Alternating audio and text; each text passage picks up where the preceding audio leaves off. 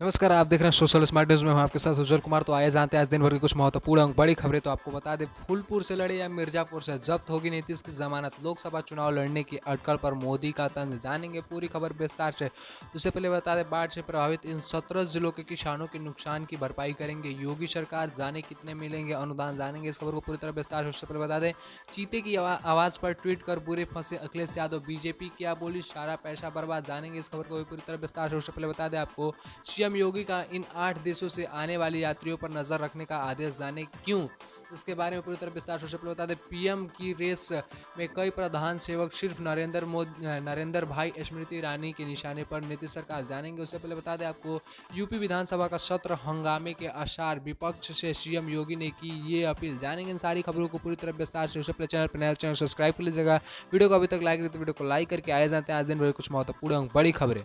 एक बड़ी खबर निकल के आ रही है, फूलपुर से लड़े या मिर्जापुर से जब्त होगी नीतीश सरकार की जमानत, लोकसभा चुनाव लड़ने की अटकल पर मोदी का तंज। जी हां, आपको बता दें, बिहार के पूर्व उप मुख्यमंत्री एवं राज्यसभा सदस्य सुशील कुमार मोदी ने दावा किया है कि प्रधानमंत्री पद का सपना देखने वाले नीतीश कुमार भाजपा के बढ़ते जनाधार और प्रधानमंत्री नरेंद्र मोदी की लोकप्रियता से इतना डरे हुए हैं कि वे बिहार से संसदीय चुनाव लड़ने के बजाय यूपी में सपा के गढ़ फूलपुर और मिर्जापुर से प्रत्याशी बनने की सोच रहे हैं। दावा किया कि नीतीश कुमार कहीं से भी लोकसभा चुनाव लड़े, जनता उन्हें बुरी तरह पराजित करेगी। सुशील मोदी ने कहा कि 2014 में बिहार की 40 सीटों में से जदयू को सिर्फ 2 पर ही जीत था, उसमें भी नालंदा संसदीय सीट पर मात्र 8,000 वोट के अंतर से उनकी प्रतिष्ठा बची हुई थी।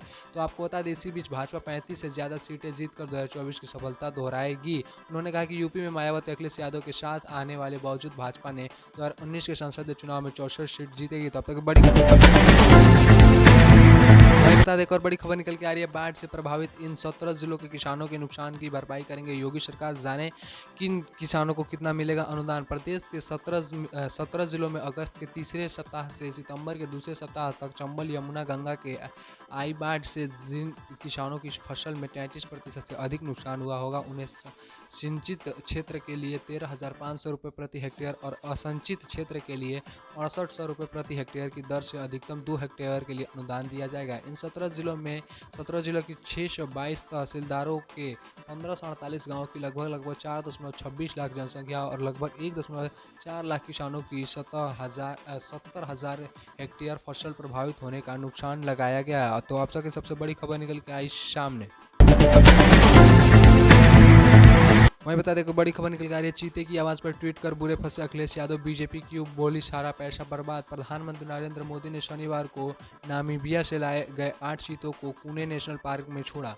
पिंजरे में बंद चीते का एक वीडियो सामने आया जिसमें उसे बोलते हुए देखा जा सकता है। सपा अध्यक्ष अखिलेश यादव ने चीते की आवाज़ को लेकर चुटकी ली। अखिलेश ने ट्वीट कर कहा कि सबको इंतजार था दहाड़ का, पर ये तो निकला बिल्ली मौसी का परिवार का। अखिलेश यादव के इस ट्वीट पर दिल्ली बीजेपी के प्रवक्ता अजय शेरावत ने मजाक उड़ा दिया। शेरावत ने ट्वीट कर कहा, ये ऑस्ट्रेलिया से पढ़े, सारा पैसा बर्बाद कर दिया। उन्होंने दूसरे ट्वीट में कहा कि कोई अखिलेश भैया को बताओ, बिल्ली, चीता और शेर अलग अलग होते हैं। वहीं सोशल मीडिया यूजर्स ने भी अखिलेश यादव को यह ज्ञान देने लगे हैं कि चीता दहाड़ता नहीं है।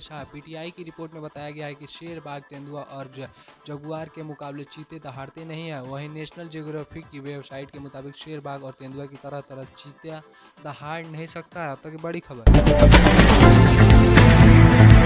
एक और बड़ी खबर निकल के आ रही है, आपको बता दें, सीएम योगी का इन 8 देशों से आने वाले यात्रियों पर नजर रखने का आदेश, जाने क्यों। मुख्यमंत्री योगी आदित्यनाथ ने निर्देश दिया है कि जब तक दुनिया से पोलियो जैसी खतरनाक संक्रमण बीमारी का अंत नहीं हो जाता, हमें सतर्क रहना होगा। उन्होंने कहा कि उन्हें अफगानिस्तान और पाकिस्तान में आज भी यह वायरस मौजूद है। उन्होंने दोनों देशों के साथ साथ और सारे देशों को जैसे देशों से यहाँ आने वाले सभी यात्रियों पर नजर रखने का निर्देश दिया है। कहा कि हमें सतर्क रहने के साथ ही इस बीमारियों के खिलाफ सामूहिक प्रयास करते रहना होगा। मुख्यमंत्री ने रविवार को अपने आवास पर पल्स पोलियो अभियान का शुभारंभ किया। अभियान में प्रदेश के 50 जनपदों के 2.37 करोड़ बच्चों को पोलियो ड्रॉप्स पिलाए जाएंगे।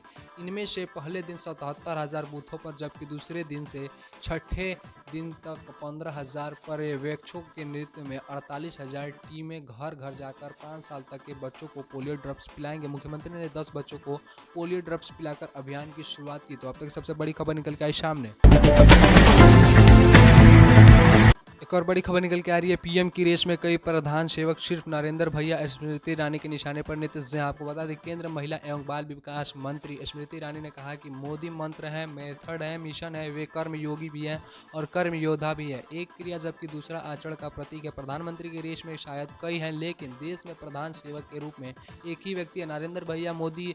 2024 में देश की जनता नरेंद्र मोदी को एक बार फिर से भारी बहुमतों से विजयी बनाए। उन्होंने कहा कि जिस प्रदेश की भूमि ने वीरों को सींचा है, उस प्रदेश में कर्म योद्धा नरेंद्र भाई पर कटाक्ष होता है, वह भी उनके द्वारा जिन्होंने खुद सरकार बनाने के लिए दूसरे की सहारे की जरूरत है। केंद्र मंत्री ने आगे कहा कि जिन्होंने खुद सहारे की जरूरत है, उनके आचरण की चर्चा पूरे देश में हो रही है। सड़क पर रक्त बह रहा है, बेगुनाह वंचित शोषित परिवार अपने सम्मान के लिए संघर्ष करती है, महिला उन्हें नजर नहीं आती।